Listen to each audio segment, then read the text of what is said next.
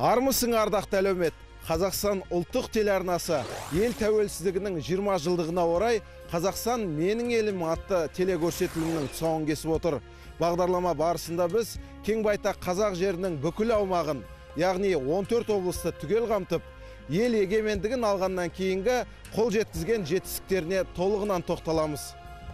Түсіру тобының табан тіреген кезекті аймағы Әулиеата өңірі, Жамбыл облысы.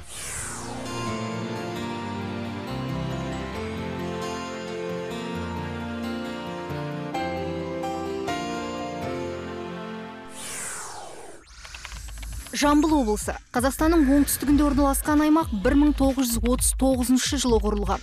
Облыстың жалпы аумағы 144 мың шаршы шақырым. Халқы 1.043.000 адам. Облыста 3 қала, 10 аудан, 532 елді мекен бар. Әкімшілік орталығы Тараз қаласы.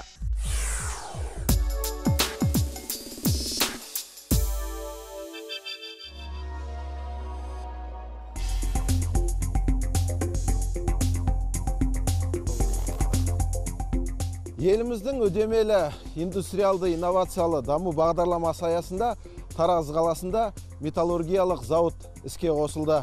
Мұнда марганец рудасынан ферро-силика марганец өнімі өндіріліп шығарылады. Кеңес одағы кезінде бұл өндіріс ошағы фосфор зауыты болған. Заман талабына сай кәсіпорын қайта жасақталып, металлургиялық зауытқа айналып отыр.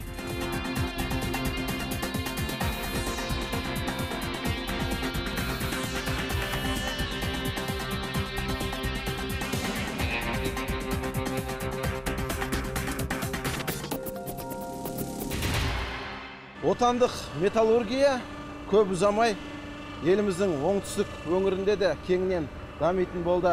Тараздағы металлургия зауытының өндірістік қуаты жылына 40 мың тоннаға дейін ферро-силика марганец болмақ.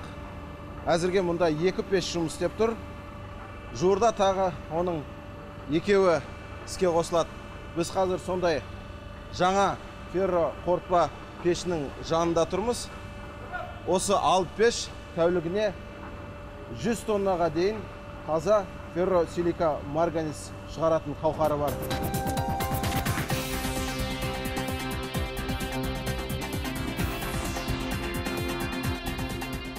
Гүлзария Құсайынқызы, үлкен металлургия зауытын басқару үшін үлкен жүрек керек. Қалайша жүрегіңіз дауалады? Бастапқыда қиын болған шығар? Благодаря Елбасы Нұрсұлтан Әбішұлы Назарбаев пен үкімет тапсырмасы арқасында оңтүстік аймақта бұрын тұралап қалған Химпром 2030 зауытының орнына металлургия өндірісін қайта салаландыру туралы шешім қабылданды. Біз барлық құрылыс жұмыстарын аяқтадық.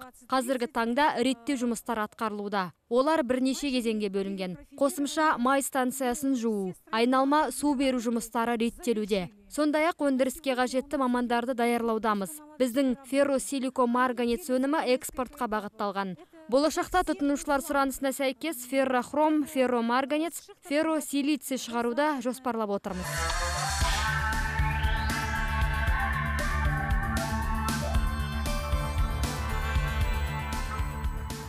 Бұрын бұл 2-5 химия өнеркәсібінде фосфор шығаруымен айналысқан, қазір реконструкция жасап, металлургия ферросплав несін шығарып атырмыз, темір шығарып атырмыз. Қазір 2-5-тің қуаттылығы сол 12-14 мегаватт қуат бойынша жұмыс істеп жатыр. Ауысым сайын тәулігіне әр пеш 45-50 тоннадай ферросилика барын шығарса, 2-5 тәулігіне 190-100 тоннаға дейін шығарып жатыр. Ферро-силика марганец міне осы нағыз қазақстандық өнім. Тараздық металлургтердің қолынан шыққан бұл шикізат көп ұзамай ТМД-ның 5 мемлекетіне жіберіледі.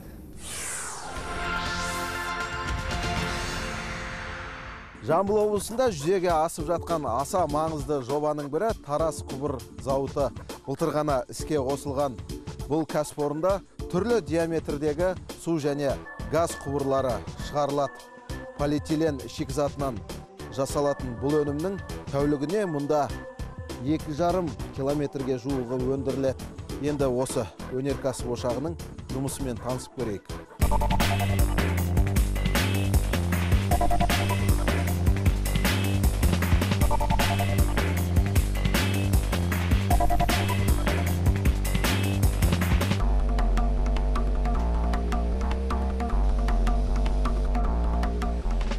Осы зауытта шығарылып жатқан өнім осы өзіміздің Қазақстанның нарығына тікелей байланысты. Осы шығарылып жатқан осы линияда 200-тен және 450-ге дейін трубалар шығарылып жатыр. Қазіргі шығарылып жатқан өніміміз 200-лік труба.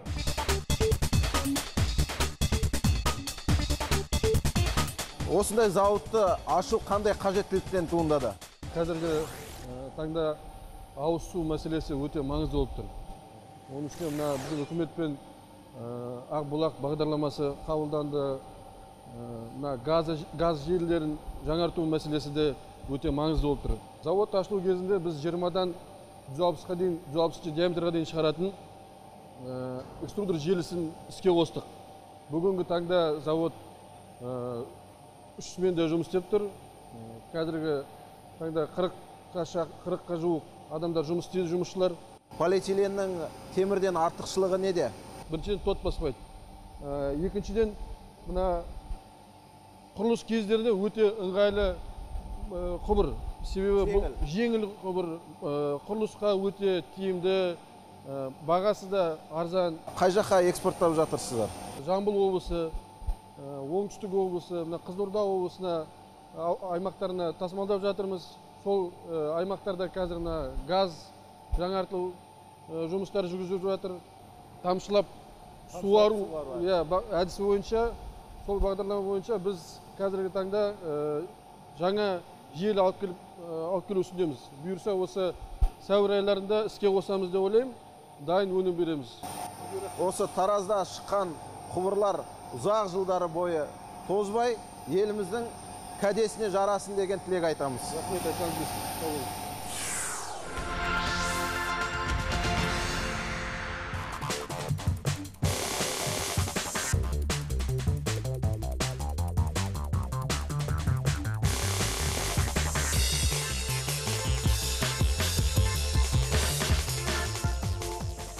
Жамбыл облысы бағзыдан бері дәстүрлі мал шаруашылығын дамыту үшін қолайлы өлке. Сондықтан бұл аймақта малдың етін, сүтін, тіпті жүнін кәдеге жаратудың мүмкіндігі мол. Біз келіп отырған мына Тараз қаласындағы жүнді алғашқы өңдеу фабрикасында жылына әзірге шамамен 800 тоннаға дейін иірілген, түтірілген жүн өндіріледі. Кейін осы жүннен тоқылған киімді әлемнің көптеген мемлекеттері, нақты айтқанда Еуропадағы Италия, Германия, Азиядағы Үндістан, тіпті қияндағы Африканың Мароккасының халқы пайдаланып жүр.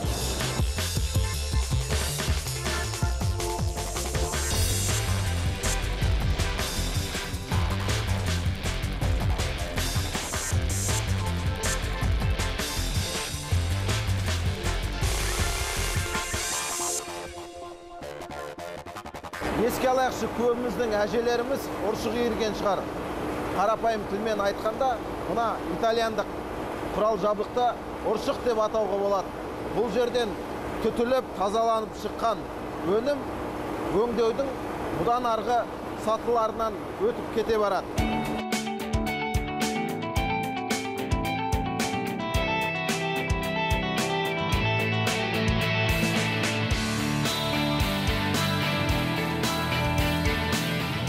Мал өсірсең, қой өсір, пайдасы оның көл өсір деп айтқан Қазекемнің нақыл сөзін осы жүн өңдеу фабрикасының жұмысшылары өмірлік ұстаным етіп алғандай.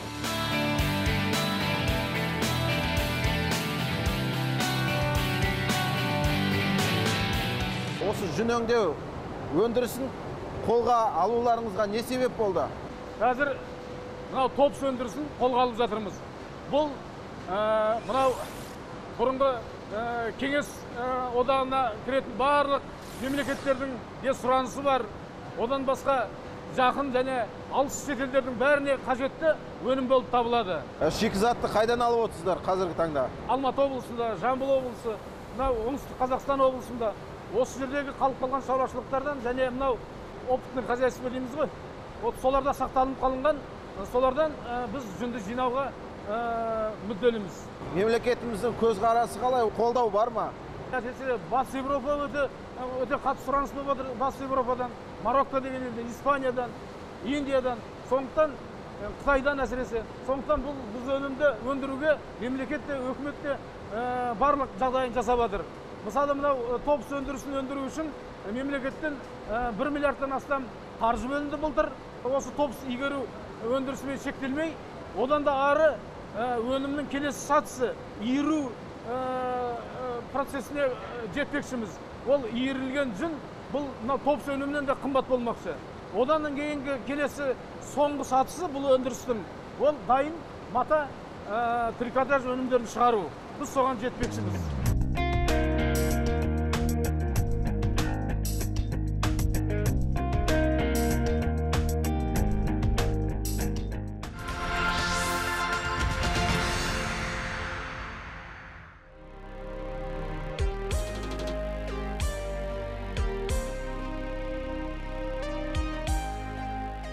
Жамбыл облысының бүгінгі тыныс тіршілігі қандай және кемел келешекке бағдарланған қандай жоспарлар бар? Мейрамбек аға, осы 20 жылдық белес тұрғысынан алғанда облыстың дамуын қалай бағамдар едіңіз? Жамбыл облысы осы тәуелсіз алған жылдарының өзінде әлеуметтік, экономикалық және рухани саласында көптеген жетістіктер. Оның барлығы біріншіден ел тәуелсіздігінің құндылықтарын ардақтау және әрбір азаматтың осы отансүйерлік патриоттық сезіммен жасалып жатқан іргелі істер. Мұның ар жағында елбасының жыл сайынғы жолдауында көрсетілген тарихи міндеттер мен мақсаттарды орындау тұрғысында атқарылып жатқан істер осының барлығына кепіл болып келе жатыр деп айтуға болады. Биылдың өзінде мысалы Жамбыл облысында индустриялық 8 жоба жүзеге асырылды. Бұл 56 миллиард ақшаны құрайды. Мұның арқасында біз 2,5 мың адамға жұмыс орны ашылды. 62 мың гектар жерді суармалды жерге қамтамасыз ететін 400 шақырымнан астам су каналдары жөндеуден өтті. Ол бір жағына. Немесе жаңа технологиямен тамшылатып суару, қызылша өндірісін өту, астықтан түсетін өнімдерді бұрынғыдан арттыру, немесе мал өнімдерін қазір жетіп. Біз өзіңіз білесіз, қазір біз кеден одағына кіргеннен кейін бұрынғыдай емес, қазір 10 есе артып отыр адамдардың саны. Енді ауыл шаруашылығы өндірісі өндірілу керек. Бұған Жамбыл облысының мүмкіндігі көп. Біз өткен жылы ғана Меркі ауданынан халал стандарты бойынша ет комбинатын іске қостық. Қазір осы ет комбинатының өнімдерін Иран мемлекеті сатып алып жатыр.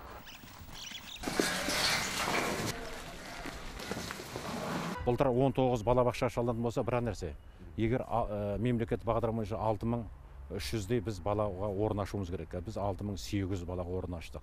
Бұл не деген сөз? Балабақша, жаңадан балабақша салынды, 3 мектеп салынды, және 57-ден астам шағын орталықтар салынды мектептің жанынан бері. Биыл енді 3000-нан астам балаға орын ашуымыз керек.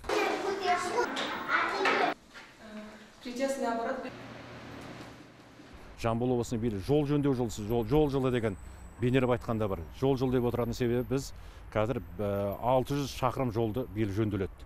86 ауылға көгілдір отын жеткізіледі. Мұның сыртында 28 мың адам тұратын 10 ауылды таза ауызсумен қамтамасыз ету жүзеге асырылатын болады. Енді биылға жаңа индустриялық бағдарлама бойынша 10 ірі жоба жүзеге асырылады. Санамаламай бір нәрсені айту керек. Халықтың тұрмыс жағдайы 20 жылдың ішінде танымастай өзгерді.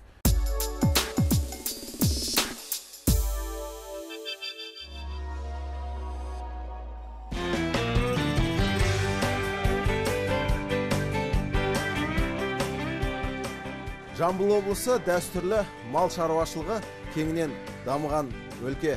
Мұнда қазірде 4 түлігін түгендеп, ет өндірісін өркендетіп жатқан көптеген шаруа қожалықтары бар. Солардың бірі Тұрар Рысқұлов ауданындағы Шәушен шаруа қожалығы. Қазір қожалықта Еділбай тұқымдас 17 мыңға жуық бас мал бар. Әрбір ұрғашыдан жылына 8 мыңға дейін төл алынады. Қой өсіруді қай кезден бастадыңыз? Өздеріңіз білесіздер, 92 жылдан бастап тарай бастады шаруашылықтар, үлкен шаруашылықтың бәрі. Содан кейін 96 жылы өзімізде бөлініп шықтық, мысалы 200 гектар егістік жермен қолымыздағы 300-400 бас жаңағы айтып отқан 500-600 бас қойымызбен бір 30 шақты жылқымызбен бөлініп шықтық. Содан бастадық. Ол уақытта не жұмыс жоқ, былай. Оны басқара білу, істету өте қиын болды. Елдің бәрінде мысалы жоқшылық, кім қалай жүрерін білген жоқ алғаш. 96, 97, 98 жылдар жағдай өте нашарлады. Шаруашылықты мысалы ашып алдым да жақын да келді, қалай болады, жағдай не болады деді. Одан кейін 99 жылдан бастап ақырын шаруашылық дөңгелей берді ғой, ілгерілеп, жоғарылап, нәтиже шығарып, уже іске белсене шешініп кірістік қой одан кейін. Ел тәуелсіздігінің 20 жылдығына орай қазірде шаруашылығыңыз пляузымыз тасқа дейік дамып жатыр ғой бір жағы. Шаруашылықты аз ғана бастағанда бір 5-6 адам жұмыс істейтінбіз. Қазір мысалы 48 адам жыл енекей жұмыс істейді. Абылай енді науқан кезінде 150 адамға дейін жұмыс істейді. Еділбай қойымен 2002 жылдан бастап айланыстық. Негізі сол мал бағып жүрген кезде айланысқан мен. Ақырын жинақтап бір 100 шақты бас болатын қазақ өзіміздің. Содан кейін 2002-ден бастап қатты кірісіп айланыстық. Одан кейін сол 2005-тен бастап дотация қылдық осы. Мемлекетке рахмет, елбасымызға рахмет. Қазір енді осы өзіңіз көріп отқан жағы 17 мың бас, төлімен 17 мың бас болады жылда. Соның бір 6-7 мыңға дейін сатылып кетеді қайтадан. Одан кейін мыңға тарта жылқы бар, оның төлі сатылады. Сол. Одан кейін егістік жер бар. Жылда 3 мың, 4 мың егіс саламыз. Соны әйтеуір ұқсатамыз. Оны ұқсатып отқанда әйтеуір осы халыққа жұмсап жатырмыз. Өйткені жас семьяларға жұмыс істейтін енді. Соларды таммен қамтамасыз етеміз. 33-ші там үй салдық. Нақты неге осы Еділбай тұқымына тоқтадыңыздар? Ата-бабамыздың кәсібі ғой бұрынған. Өйткені бұл экономикаға күшті.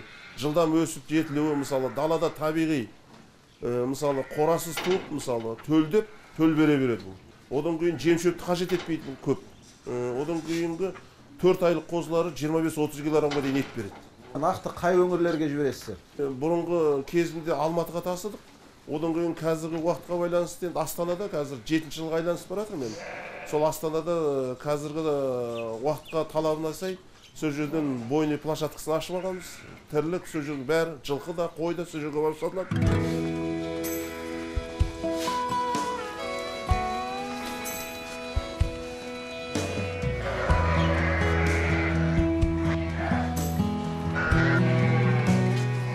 Шаруа қожалығында малдың еті ғана емес, жүні де кәдеге жарайды. Жыл сайынғы көктемгі маусымда 11 мыңға жуық бас мал қырқылады. Олардан алынған жүн Тараз қаласындағы жүн өңдеу фабрикасына өткізіледі.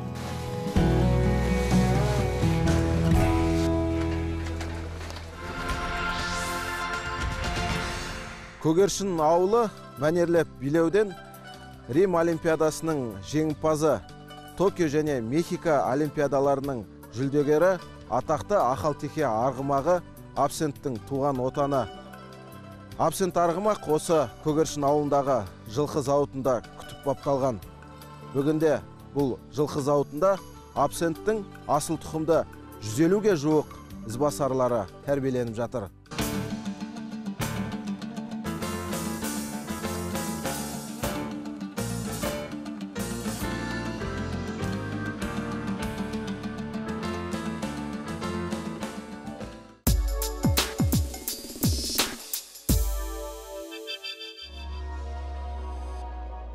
Тұрар Рысқұлов ауданы Жарлысу ауылындағы мына мектеп көптен бері апатты жағдайға ұшырап, қирап қалуға шақ қалған еді.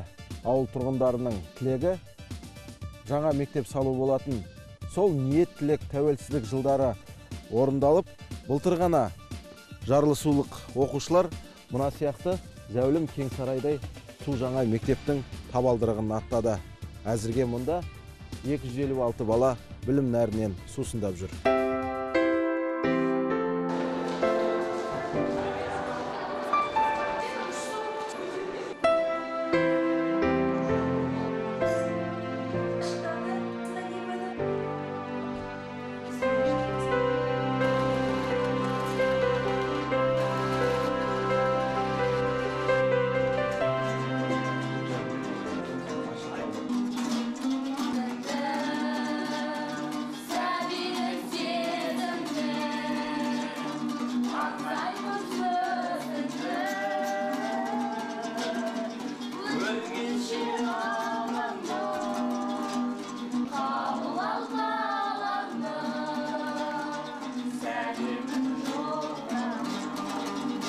Айтқұл Шынәсіл атындағы мектептің шәкірттері шеттерінен өнерлі. Қазір мұнда түрлі бағыттағы 6 үйірме жұмыс істейді. Яғни ауыл балаларының бос уақытын тиімді өткізуге мүмкіндік мол. Қазір біз осы мектептегі вокал үйірмесіне келіп отырмыз. Ендеше балалардың бабы мен бағын байқап көрейік. Қазақстан Республикасының мемлекеттік әнұраны орындайтындар Айтқұл Шынәсіл атындағы мектептің оқушылары.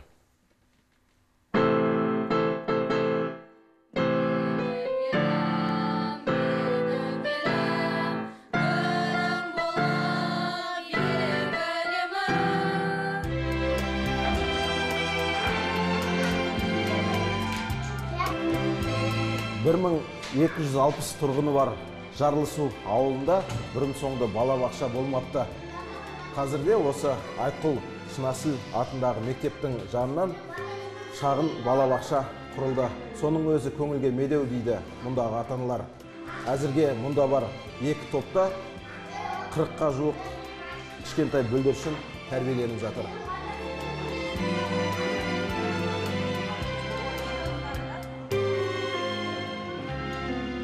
Жарлысу ауылындағы мектеп жас мамандармен толығып жатыр. Что такое причастный оборот? Причастный оборот – это зависимое слово, называется причастный оборот. Сегодняшняя тема ясна? Все понятно? Осы Айтқұл Шынәсіл атындағы орта білім шаңырағына соңғы 5 жылда 8 жас маман жұмысқа орналасыпты. Гүлжан Бекжанқызы, сәлеметсіз бе? Неше уақыт болды осы мектепте жұмыс істеп жүргеніңізге? Биыл 3-ші жыл болды. Мен өзім Тараз мемлекеттік педагогикалық институтты бітірген болатын. Бізге вакансиялар берілген. Өстіп, қай ауданға, қай мектептерге барасыз деп. Дипломмен ауылға бағдарламасы бойынша Тұрар Рысқұлов, мен өзім осы Тұрар Рысқұлов ауданынан болғаннан кейін, өзіміздің ауданымызға жақын жерден, осы Жарлысу ауылы Шынәсілов мектебінен осындай жұмыс табылғаннан кейін осы жаққа келіп отыр. Шәкірттеріңіз қалай, өзіңізге ұнап жатыр ма? Шәкірттерім бәрі жақсы. Рахмет, берілген тапсырманың бәрін орындап, сабақта белсенді қатысып отырады. Көп шәкірттеріміз аудандық олимпиадаларға барады, семинарлар береміз, ашық сабақтар өткіземіз. Жалпы жақсы шәкірттер. Қадырбек Жапарқұлы осы мектепте 43 жылдан бері қызмет жасайды. Бүгінде ол мектеп директоры. Жаңа мектеп салынғалы бері мектеп басшысының қуанышында шек жоқ. Жаңа мектебіміздің жағдайы қазіргі талапқа өте сай. Бөлмелеріміз кең, іші жарық, және салған фирма түгел мебель жиһаздармен қамтамасыз етті. Жиһаздарымыз түгел жеткілікті, компьютерлеріміз жеткілікті. Ал мектебімізде 49 мұғалім бар. Жастарға ерінбей, білім беруде сапалы, тиянақты білім беруден жалықпай, ел сенімін, ел басымыздың сенімін ақтаймыз деген сенімдеміз.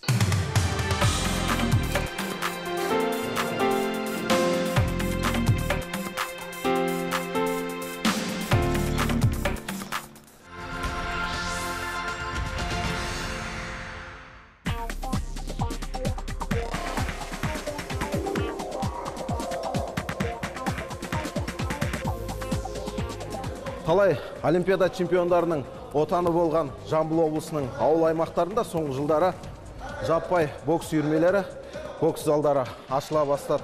Өйткені нағыз дарынды атағы жер жарған спортшылардың дені ауылдан шығатыны бесенеден белгілі.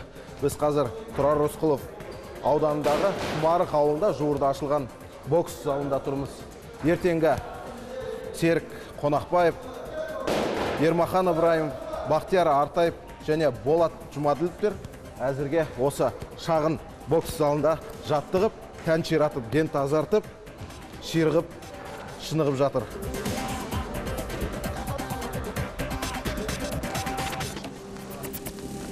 Бір, екі, үш. Көбінесе бұндай бокс залдары мына ірі облыс орталықтарында ашылады, ірі қалаларда. Енді шағын ғана ауылда бокс залын ашу қалайша мүмкін болды? Осы Болтай Батыр мектебінде ашылуы былтырдан нұсқау берген осы қазіргі бұрынғы директоры Татаев мырза. Құдайға шүкір енді балдарына дайындалып жатыр. Қазір 20-дан астам бірінші подруга, екінші подругасы бар балдар.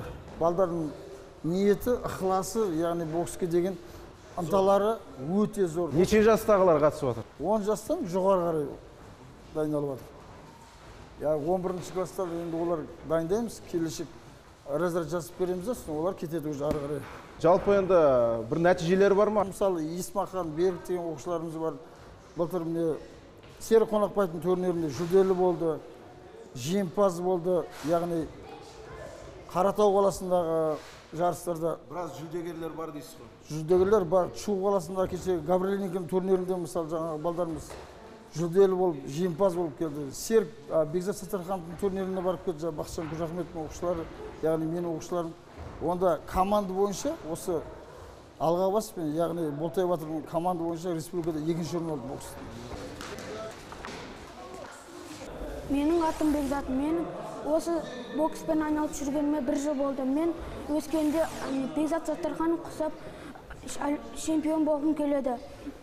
Осы мен ауданның республикалық жарыстардан жүлдегер болып жүрмін.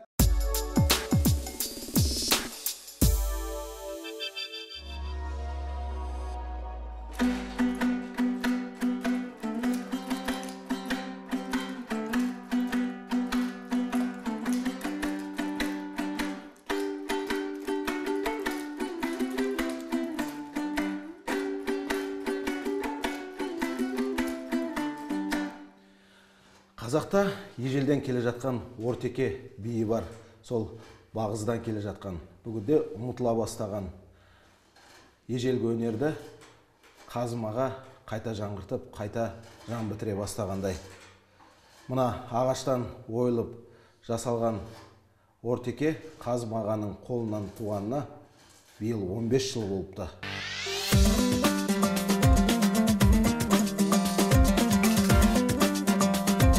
Жас кезде, мектеп жасында қабырға газеттеріне сурет салатын, сол кезден құштарлық пайда болды да, арғай оқу орындарында оқысам деген арман болып, сол әйтеуір арман оқу орын мұғалімдік, көркем сурет факультетін бітірдім. Содан бері шығармашылық жұмыспен айналысып жүрмін деп айтсам болады. Бір нәрсені меңгерген адам екінші нәрсені де меңгере алады деп ойлаймын. Сондықтан кейде адамның қызығушылығына байланысты. Мен егер қолөнер бойынша бір нәрсеге қызығатын болсам, соны меңгеріп шыққанша тыным таппаймын. Халқымыздың ежелгі дәстүрін жаңғыртуға құмар екенсіз. Оны байқадық, ортекенің биін билетіп көрдік. Идея неден туындады? Жасағаныма бір 15-16 жылдың жүзі болып қалды. Сол күйі тұр, мен ешқандай өзгеріс енгізген жоқпын сол кезде жасағаннан бері. Оған қызығушылыққа себеп болған, мен бір газеттен оқып қалдым. Ескіден табылған, отырар жерінде, қазба жұмыстарында табылған бір ескі ағаштың несін зерттеген кезде, газетте кішкентай ғана мақала жазылыпты, ешқандай суреті жоқ, ештеңесі жоқ. Сонда ортекенің несі, ағаш шірген, зерттегенде ортеке болып шыққан деген сияқты әңгіме жазылған. Сол кезде мен ойым кетті. Осындай ортеке бар болса, домбырамен тартқанда билейтін болса, ол неге біз қазір көрмейміз деген сияқты ой болды. Не елдің арасында жүрміз, қазақтың арасында жүрміз, неге ол қазір неге көрмейміз деген сияқты. Іздеп таппадым да, өзім істеп көрейінші деген сияқты ойдан пайда болды. Ардақты ағайын, осымен Жамбыл облысына жасаған сапарымыз тәмам. Қазақстан менің елім бағдарламасының келесі таныстыратын аймағы Алматы облысы. Сіздермен бірге сапарлаған Әуесбайдың қанаты, жер жанаты жетісуда, есен саулықта жүздескенше.